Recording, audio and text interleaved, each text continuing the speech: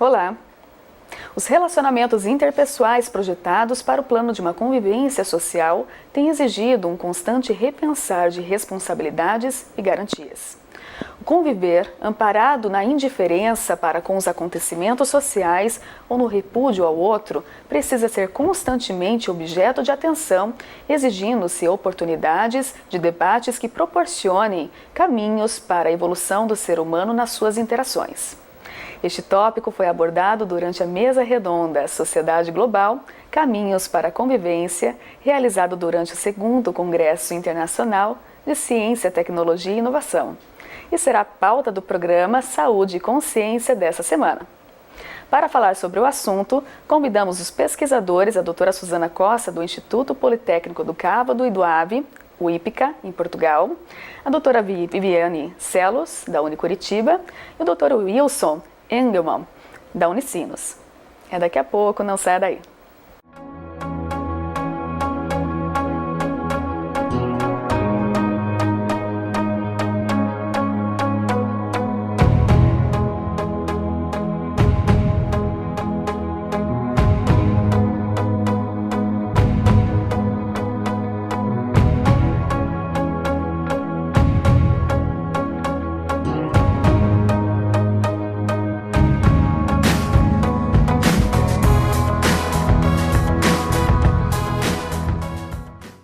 Estamos de volta com o programa Saúde e Consciência em nossos estúdios e recebo o Dr. Wilson, a doutora Suzane e a doutora Viviane para conversar sobre um assunto extremamente interessante. Eu agradeço muito a participação de vocês, é uma felicidade imensa tê-los aqui na nossa casa, na universidade, no nosso programa. Eu sei a dificuldade de vocês deixarem todas as atividades, família, enfim, para estarem conosco.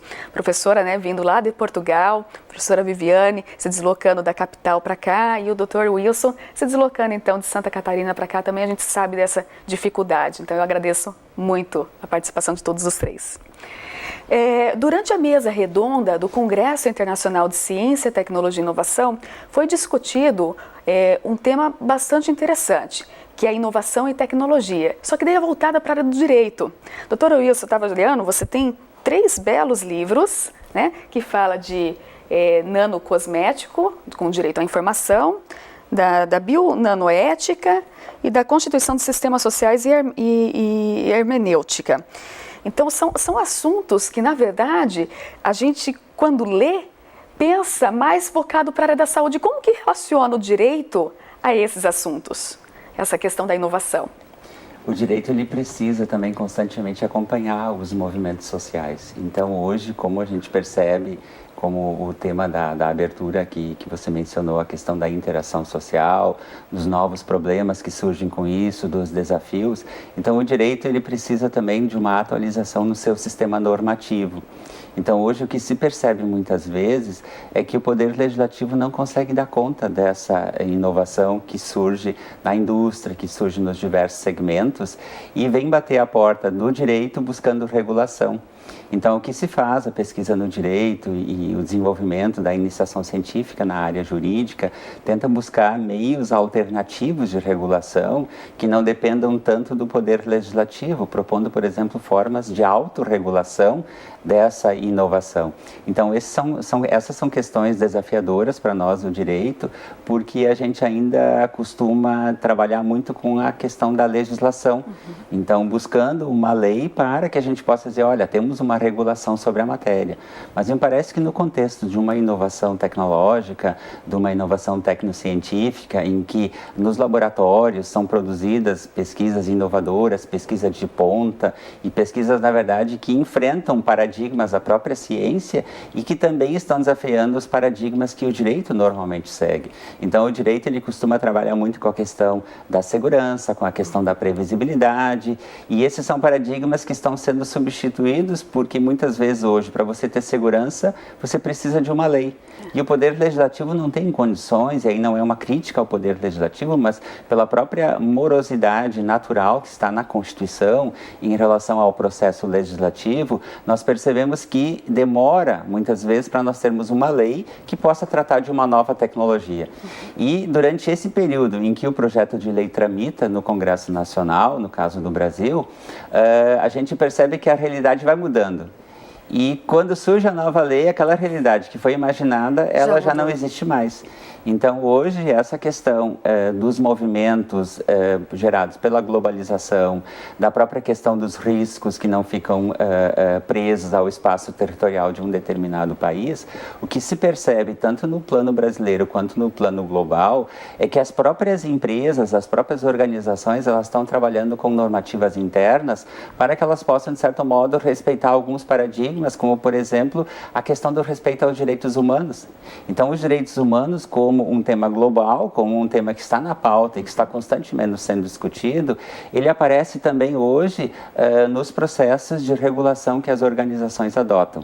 Então, hoje, por exemplo, quando nós falamos numa perspectiva de relações intersubjetivas, interpessoais, seja entre as pessoas e as organizações, seja entre as organizações, muitas vezes nós não vamos ter um texto de lei. Então, aí que entra a questão da inovação do direito, de pensar formas criativas de trabalhar com aquilo que se ensina geralmente no início da faculdade de Direito, quando se faz a graduação na área jurídica, de você poder usar de modo criativo as fontes do direito. Então, a gente sempre trabalhou no plural, mas, de fato, hoje as pessoas, e mesmo o leigo, mesmo as outras áreas do conhecimento, elas enxergam ainda o direito como alguém que faz lei. E quando nós sabemos que o ato de elaboração da lei e o processo de surgimento de uma nova lei é um processo demorado, naturalmente demorado. Então, não é um problema do processo em si, mas naturalmente ele demora. Enquanto que a sociedade, ela vai intensificando, ela vai sofisticando as suas relações sociais, e isso vai exigir, então, essa criatividade e essa inovação na produção de marcos regulatórios. Isso, de fato, acaba sendo uma dificuldade, né? Porque quando você pensa no nanocosmético, no produto farmacêutico, a tecnologia ela é muito nova, a gente não sabe totalmente os efeitos biológicos que vai acontecer ao ser humano, né? E, de fato, tem que ter alguma legislação que dê subsídios para que isso aconteça. Isso. Então, seria mais ou menos nesse sentido que a inovação na área do direito vai acontecer. Ela acontece. E especialmente só para fazer um destaque nesse ponto, a questão do exercício do direito à informação do consumidor que está nos assistindo, ela é muito importante. Então, se você compra um produto que se anuncia como um produto que tem alguma novidade, que tem alguma característica nova, utilize o serviço de atenção ao cliente. Isso é cidadania, não é? E isso é promover a inclusão. Quer dizer, no momento em que o consumidor ele se enxerga e ele se coloca como uma parte integrante da sociedade e exige os esclarecimentos que as empresas devem prestar, porque é um dever delas. Então, é um dever de informar, enquanto que o consumidor, nós todos temos um direito à informação. Então, quem tem a informação, ele deve prestá-la. Claro que isso não significa abrir segredos industriais, abrir, enfim, questões que estão protegidas pela própria legislação da propriedade intelectual, mas isso significa um mínimo de respeito, de novo, à questão dos direitos humanos e de informar a esse consumidor e o consumidor consciente exigir essa informação dessas novidades que ele está vendo aparecerem no mercado consumidor. É verdade. A questão do direito à informação, né, desse direito à cidadania, como o professor Wilson bem colocou, como que a gente pode fazer de fato isso ser aplicado então à sociedade? O que a gente pode começar a dizer é o seguinte: antes de tudo, o professor Wilson, em poucas palavras, sintetizou a grande verdade, que o direito, na verdade, ele persegue os avanços sociais, persegue os avanços da ciência, as mudanças nos rumos da política, as mudanças nos rumos da história. E por isso a gente vai dizer que o direito sempre está atrasado em relação aos avanços e às necessidades da sociedade. É verdade. Ontem mesmo, né, nós tivemos uma palestra interessante falando da evolução rápida dos processos tecnológicos, dos equipamentos. Imagina se essas mudanças acontecem de forma tão rápida, em tão pouco tempo, e o direito ele até conseguir a regulamentação dessa lei, né, de se tramitado tudo, isso chegar a de fato acontecer, é realmente muito lento, ele sempre vai estar atrasado, sempre vai estar anterior. Exatamente por isso que a gente observa que direito e cidadania deveriam caminhar juntos e devem caminhar juntos, e principalmente dentro de um processo educacional. quão mais educada é uma sociedade, quão mais organizado é um povo como sociedade, de menos leis esse povo necessita. O direito, na verdade, acaba dependendo muito menos de legislação e muito mais de consciência. E esse exercício da consciência e da consciência coletiva e essa prática constante é a própria prática da cidadania. É olhar para o outro, é se colocar no lugar do outro, é se preocupar com o vizinho, né? Hoje mesmo a gente comentava quando atravessava a rua aquela questão, tem faixa de pedestre, mas os carros não param para os pedestres atravessarem. E aí a gente observa que isso é uma questão de cidadania, vai além do direito e quando a gente não consegue cumprir aquilo que simplesmente deveria ser feito, aí é que a gente vai precisar da regulação pelo direito, aí é que a legislação vai ser necessária. Então, quando a gente pensa em direito à informação ou nas novas tecnologias, a gente tem que pensar que essa informação tem que ser transformadora das consciências e principalmente transformadora das atitudes humanas, porque nós temos que fazer com que toda essa informação que nos é acessível hoje, por meio de avanços tecnológicos e científicos, façam com que nós sejamos cidadãos não simplesmente conscientes, mas atuantes e transformadores de uma realidade que ainda está em construção, por exemplo, no caso da nossa sociedade brasileira.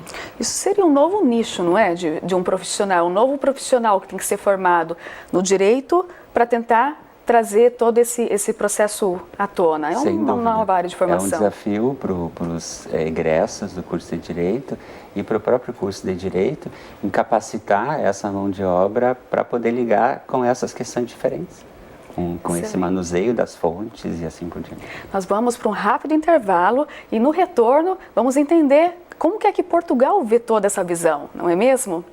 Você que está em casa, não saia daí, nós voltamos já.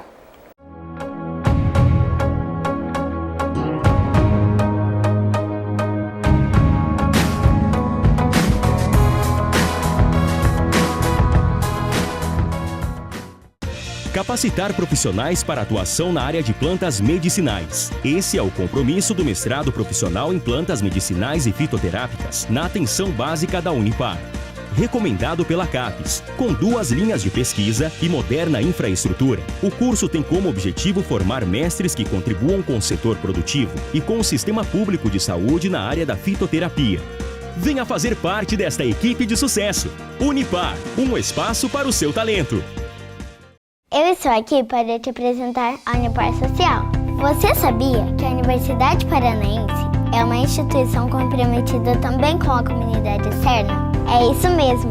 Além de oferecer todo o suporte necessário para os seus alunos, ela investe todos os anos em mais de 300 projetos que beneficiam cerca de 1 milhão de pessoas, direta e indiretamente no seu raio de influência. E eu tenho mais uma boa notícia para te dar. Agora você fica por dentro de todas essas ações acessando o site social.unipar.br. Unipar Social, transformando projetos em benefícios. Capacitar profissionais para atuação no campo da biotecnologia agrária. Esse é o compromisso do mestrado e doutorado em Biotecnologia Aplicada à Agricultura da Universidade Paranaense. Recomendado pela CAPES. Com moderna infraestrutura e corpo docente com formação internacional. O mestrado em Biotecnologia Aplicada à Agricultura da Unipar prepara os melhores mestres e doutores para o mercado de trabalho. Venha fazer parte desta equipe de sucesso. Unipar, um espaço para o seu talento.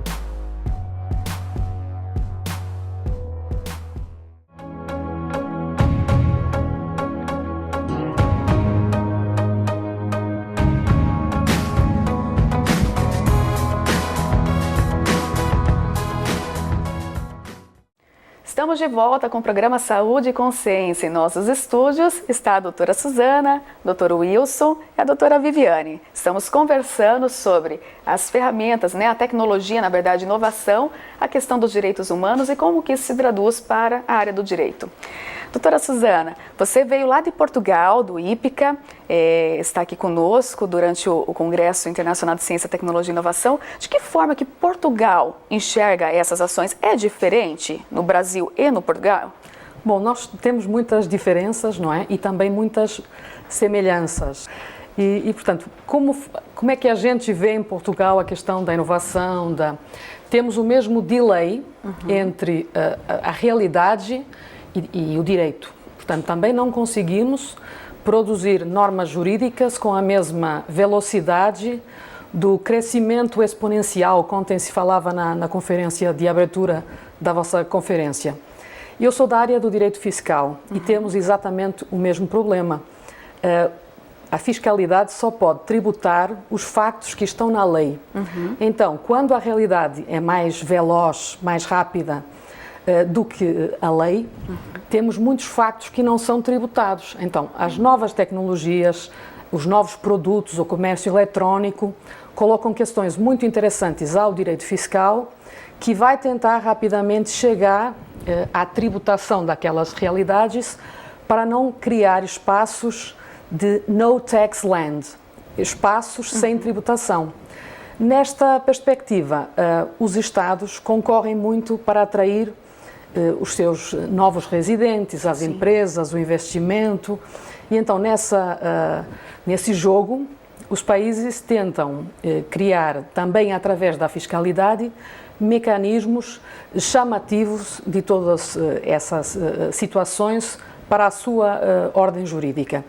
O que vemos hoje em dia é que Portugal está conseguindo atrair muita gente do Brasil através de novas regras fiscais, seja o regime de residente e não habitual, sejam os apoios à instalação de empresas. E, portanto, a partir de Portugal, temos os mesmos desafios, não é? Tentamos também ir atrás da realidade e da inovação e, tal como disse o professor Wilson, temos também que reinventar nossas fontes para conseguir chegar àquelas áreas que ainda não têm uma regulação formal. Então, nesse caso, essas áreas, elas não estariam passíveis de tributação, mas eu acho que não é dessa forma que acontece aqui no Brasil, ou é?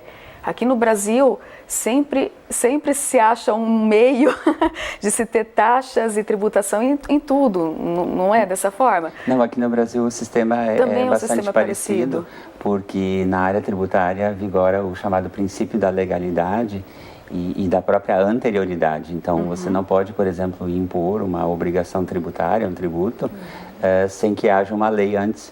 Então, o direito tributário, assim como o direito penal, que são duas das principais áreas, elas, de certo modo, elas têm uma resistência natural, até uma garantia constitucional, para que a gente não seja surpreendido simplesmente de um dia para outro da criação de um novo imposto ou de uma determinada situação que passa a ser crime quando antes não era. Então, ali precisa da atuação do Poder Legislativo mais diretamente. Então, aqui no Brasil também, a gente pode ter situações de inovação tecnológica que ainda não tem uma incidência tributária. E dessa forma, daí, na verdade, acho que quem tem o ganho não, mas que teria, né, uma ação para conseguir desenvolver os seus produtos, enfim, de uma forma mais tranquila, seria o próprio empresário, né?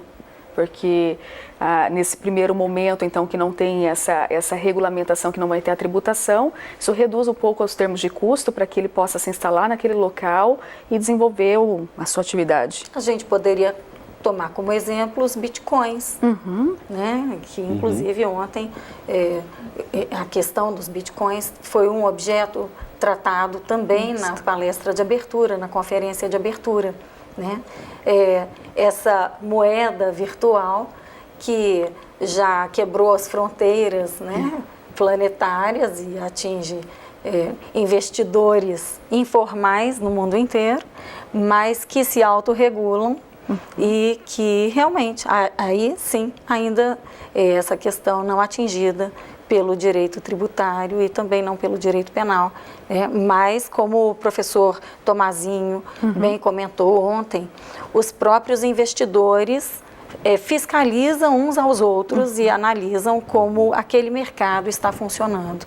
E isso é uma revolução tecnológica, é um desafio para o direito, nos coloca realmente como construtores de um novo direito, de uma nova realidade, e aí a gente volta àquelas palavras do professor Engelmann, né, que realmente algumas questões que são relativas à autorregulação, elas começam realmente a ganhar espaço e a se mostrar não apenas necessárias, mas como viáveis para a condução dessa nova sociedade, que se constrói em torno dessas novas tecnologias e de um novo comportamento humano. E de que forma que a gente consegue correlacionar, então, tudo isso que está acontecendo com a questão dos direitos humanos, direitos fundamentais? Onde que entra esse papel? A princípio, a gente poderia falar até no direito à liberdade, né? A liberdade pessoal, né? E principalmente também pensando no talvez o maior dos direitos humanos, a dignidade da pessoa humana. Quando nós colocamos a ciência a serviço da comunidade humana, e não apenas da comunidade humana, mas vamos dizer a serviço da vida, mais amplo até, né, a serviço da vida, nós temos que fazer com que o direito consiga atingir essas mais variadas vertentes de evolução científica e tecnológica. Esse é o desafio, por isso que nós acabamos nos tornando cientistas na área do direito. Exato. E não simplesmente operadores do direito. Até pouco tempo, nós simplesmente éramos operadores do direito, trabalhávamos simplesmente com a lei posta, com a lei pré-existente, e todos aqueles que lidavam com a matéria jurídica ficavam muito apegados e presos à lei pré-existente, né? E hoje nós não simplesmente temos que trabalhar com a lei, claro, dentro da legalidade, em praticamente todos os aspectos, mas principalmente na busca e construção de novos marcos regulatórios para essas novidades que surgem e que, até mesmo voltando à palestra de ontem, e que nós nem percebemos como elas começam a fazer parte das nossas vidas, que às vezes parece que de uma forma tão natural, mas que é tudo tão novo. Por isso é importante, né, essa comunicação e essa interdisciplinaridade que acontece. Então, o direito ele não vai ser isolado, ele vai se comunicar com as demais áreas de conhecimento também para tentar buscar e legalizar todo o processo, né? Eu acho interessante esse convívio e esses momentos que nós temos enquanto pesquisadores, que nós conseguimos se reunir para poder fazer a discussão de assuntos importantes. Um evento como esse, ele traz vários pesquisadores de várias áreas para tentar abordar assuntos que são complexos, né, mas que têm correlações, mas diferentes para cada área. E nós tivemos também oportunidade de nos conhecer em outro evento, né, um outro local que foi em Barcelos, lá no IPICA, e que traz toda essa mobilidade que o cientista tem para tentar buscar conhecimento, tentar chegar em tópicos, né, que possam ser ampliados os estudos, e acho que a riqueza maior é essa, né, professor? A questão da bionanoética, que seria o teu segundo livro, o que nós temos para abordar sobre esse assunto dentro da área jurídica? O desenvolvimento tecnológico, ele traz uma série de riscos. Então, nessa preocupação do avanço tecnológico, que ele tenha também segurança em relação ao próprio consumidor, ao ser humano, mas especialmente também em relação ao nosso planeta. Então, existe, além de uma discussão das áreas exatas, além de uma discussão própria da área jurídica, existe também uma necessidade de uma discussão acerca dos impactos éticos, dos impactos sociais dessas novas tecnologias. Quer dizer, a gente deve responder a uma pergunta: deveremos fazer tudo aquilo que a técnica nos permite? Eu me lembro da palestra que Eu assisti aqui, né, da sua fala lá no IPICA, em Barcelos, que foi justamente sobre esses tópicos, né, de tecnológicos do nanocosmético, do bio-nanocosmético. Eu achei extremamente interessante, porque eu sou da área da saúde, e quando eu vi o tópico que ia ser abordado lá pela área do direito, eu fiquei pensando, eu falei, mas nossa, o que né, um profissional da área do direito vai falar sobre isso? E falou com tanta propriedade que eu fiquei assim realmente impressionada, porque quando você vê um produto como esse, extremamente novo, a gente não sabe de fato, mesmo a discussão que teve com os transgênicos no início, né? Então a gente não sabe exatamente como que é que esse produto pode se comportar. A gente tem alguns estudos que de fato mostram que ele pode ter bioacúmulo e acabar predispondo o indivíduo a determinadas patologias, e ele tem que ser informado sobre tudo isso, porque é um direito. Exato, não é? E é preciso essa discussão também, tanto a discussão na área jurídica, como a discussão com as outras áreas do conhecimento, porque existem riscos, então há pesquisas das próprias áreas exatas publicadas em journals internacionais mostrando que algumas nanopartículas têm riscos consigo. Então, nós temos que ter essa responsabilidade para com o futuro. E uma questão que chama a atenção, você falou em relação aos transgênicos, me parece que os transgênicos hoje, eles estão como que naturalmente, entre aspas, incorporados ao nosso dia a dia, à nossa alimentação. A nossa questão e a nossa preocupação, talvez enquanto juristas, é que isso não aconteça em relação às nanotecnologias, porque ainda não se tem muita certeza em relação aos efeitos positivos e negativos dos transgênicos. E a gente já está entrando em outras revoluções tecnológicas e parece que a primeira já está superada, já está completamente entendida.